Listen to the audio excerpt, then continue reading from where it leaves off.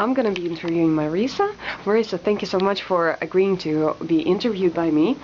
And I'm going to ask a couple of questions. Okay. All right. Well, first, could you please introduce yourself?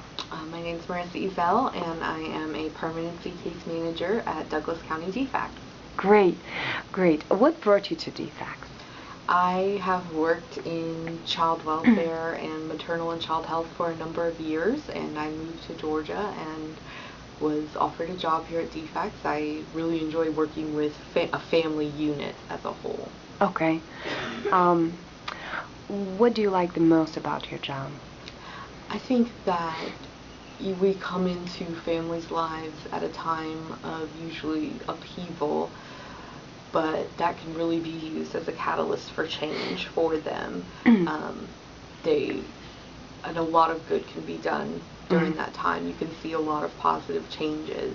I think that is a big thing. The biggest personally rewarding aspect is seeing the kids that I serve grow and change and flourish and develop into mature, or move on to the next level, whether it be going from elementary school to middle school or starting kindergarten. That's very rewarding. Oh, great. Yes, I agree with you. What are the challenges of working at DFACS? I think the challenges of working at DFACS are similar to the challenges of any field, any job in the social work field. Obviously, the workload is always going to be more than is humanly possible to do everything, and it's always going to be, to some degree, a game of putting out the biggest fire at a time. If we were able to solve all the world's problems, we wouldn't have jobs anymore. Right, right. We're never going to work ourselves out of a job. So that is one of the most difficult things. I think also just it's hard, I think, sometimes to separate. You have to do a really good job of compartmentalizing, not taking your work home with you, knowing that you can do what you can with what you have, and you have to stop at some point. You can't give everything. Sure. Marisa, do you mind to kind of describe one of your days?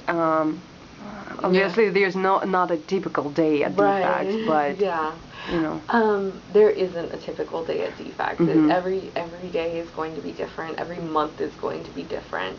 But some of the tasks that we have, or some of the activities that I do on a regular basis, would be, there's a lot of court time involved, a lot of sitting in court, waiting for your court hearing to be called, testifying in court, reviewing your cases with the judge. So that's, that takes up a good portion of your time. Obviously, we see our children and families every month. So going on those visits in the home or in some other location in the community is a large portion of the time.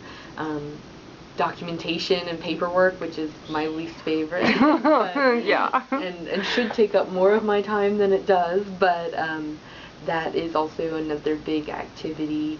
And then, there's a million other random things that come up throughout the month, be from, transporting a child from where they had been, hospitalized back to their foster home, or filling out applications for summer camp, ensuring that foster parents receive reimbursement, going to a child's special school event that they've asked you to come to when you have the time. Like, all of those things are thrown in on top of it. So it's never a typical day. Oh, yeah.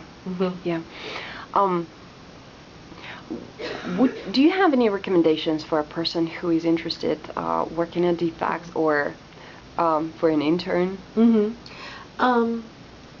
I think that interning, and then when you start working, it's very important to be open and honest with the emotions that this job can cause. It is sort of, we're dealing with some heavy topics, and not talking about those things and not getting a circle of support around you in the workplace to work through those things can really, hinder you in the workplace.